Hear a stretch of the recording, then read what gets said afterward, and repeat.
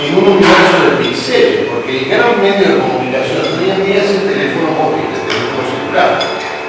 Y allí tienen que desarrollar lo que se conoce como infotainment o infoentretenimiento.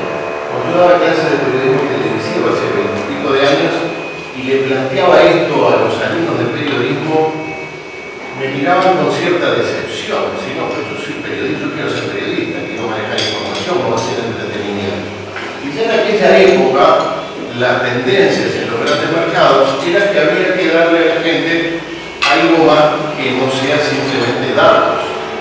Ni le digo lo que pasa hoy con las herramientas digitales que nos permiten tener una gama de herramientas narrativas para el diseño, para la edición de video extremadamente interesantes. Entonces, tienen que dar información de manera entretenida, tienen que dar información y análisis en profundidad también, tienen que interactuar con su público en las redes sociales y además desarrollar una política de suscripciones, como muchos medios están haciendo ya, casi todos. El tercer desafío es afrontar lo que se llama el analfabetismo mediático. El 45% de las personas que utilizan las redes sociales se han visto expuestas, esto pasando raya a la pandemia, el 45% o más se han visto expuestas a noticias falsas sobre el COVID. Y más del 34%, entre el 34 y el 51%, esas son cifras globales, estuvieron expuestas a información política falsa.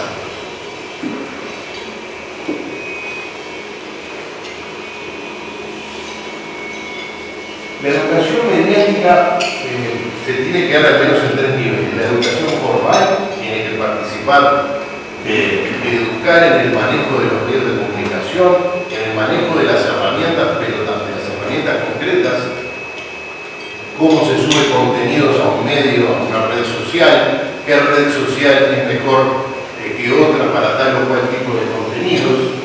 Esto se enseña y se aprende. Pero también herramientas, y esto tiene que ver con la industria del software, del diseño, herramientas que nos permitan detectar información falsa, y además requiere el involucramiento de distintas organizaciones.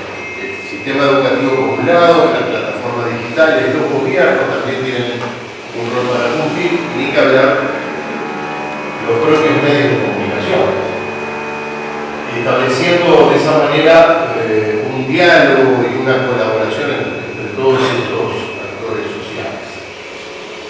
En cuanto reto, tiene que ver con un segmento de la población que quizás va a ser un poco advertido desde el punto de vista demográfico, pero es lo que se llama la generación Z, y esto también es un factor global.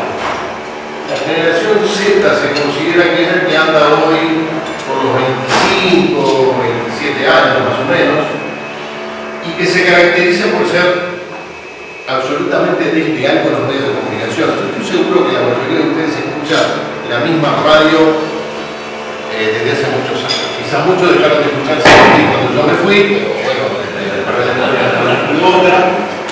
Pero en general entendemos, por lo menos con la radio, pero también con la televisión y con la prensa escrita, cuando había de papel, a tener cierta lealtad, cierta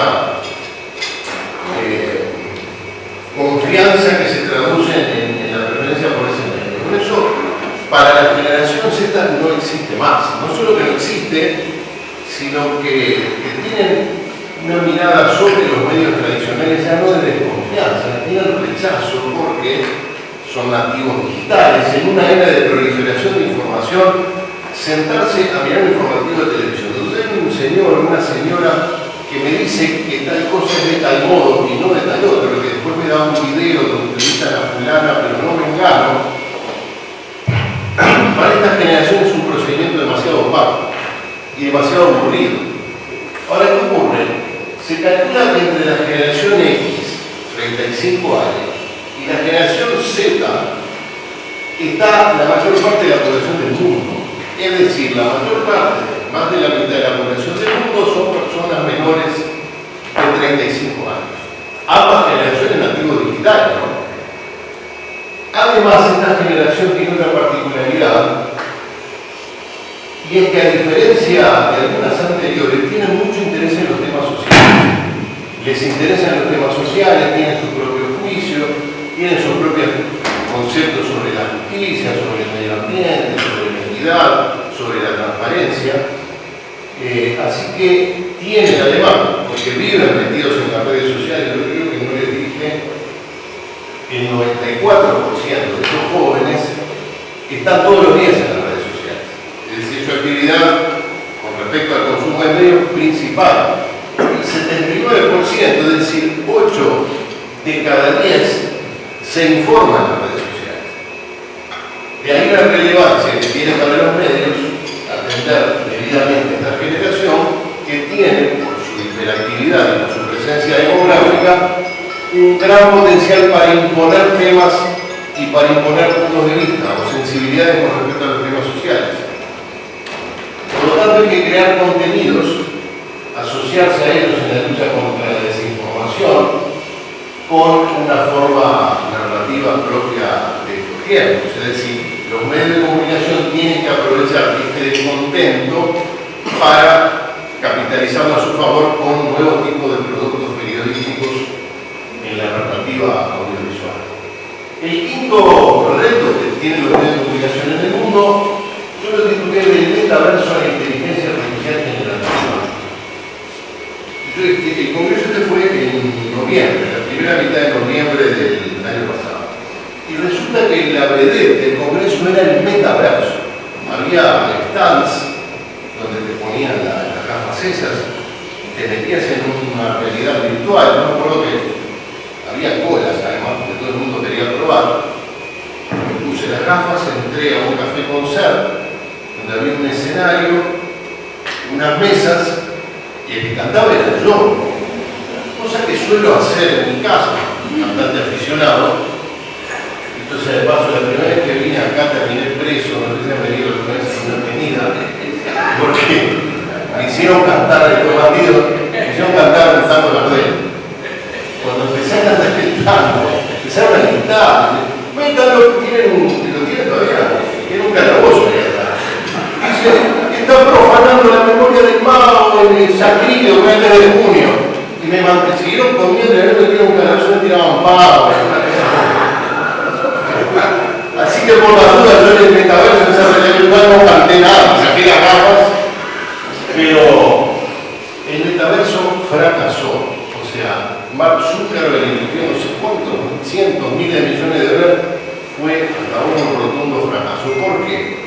Y porque más o menos una semana después que yo volví de Abu Dhabi, apareció una empresa, OpenAI, que sacó ChatGPT, inteligencia artificial generativa, que yo ya lo tengo en el celular, y prácticamente no hago nada en mi vida que no tenga alguna consulta con esta herramienta maravillosa de generación de texto, de contenido de distintos tipos. Obviamente para muchas otras cosas, pero los periodistas la usamos para buscar información, chequear la calidad literaria de un texto que estás escribiendo, en fin. Literalmente ha cambiado el mundo de la producción, particularmente de la producción intelectual y de los medios de comunicación. Se calcula que antes del 2025 se van a ver afectados por lo menos 85 millones de puestos de trabajo por la inteligencia artificial generativa. Muchos de ellos van a ser totalmente automatizados con la inteligencia artificial. Y se calcula que para el 2030 aparecerán entre 97 y 100 millones de puestos nuevos de trabajo derivados de la inteligencia artificial, 20% de los cuales van a ser enteramente nuevos. Es decir, la disrupción dentro de la disrupción, es decir, un mundo muy desafiante, muy interesante. Ya quisiera yo empezar de vuelta, tener 20 y pocos años y empezar ahora a hacer periodismo, solo que cuando yo hice periodismo la pregunta era muy sencilla: ¿vos qué vas a hacer, radio o prensa?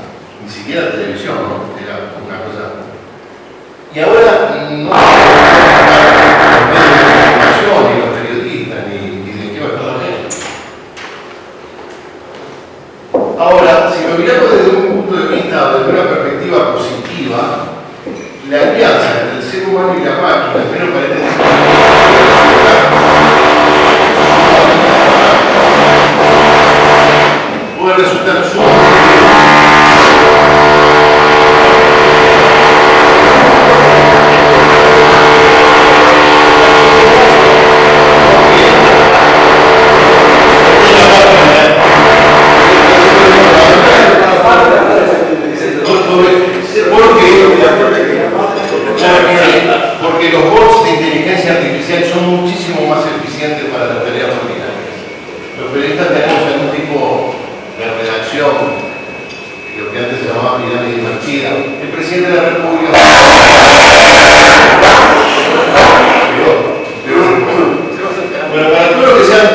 actividades repetitivas lo hace mejor un bot, ¿sí?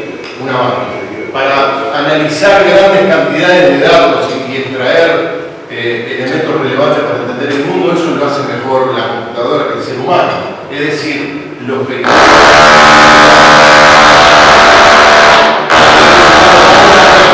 para hacer tareas más, por ejemplo, para manejar un martillo neumático, eso lo va a hacer mejor una máquina que un ser humano. El sexto reto tiene que ver con el gran abandono. Ustedes saben que cuando empezamos a hacer periodismo sabíamos algunas cosas. Primero, que no nos íbamos a hacer ricos. Segundo, que por día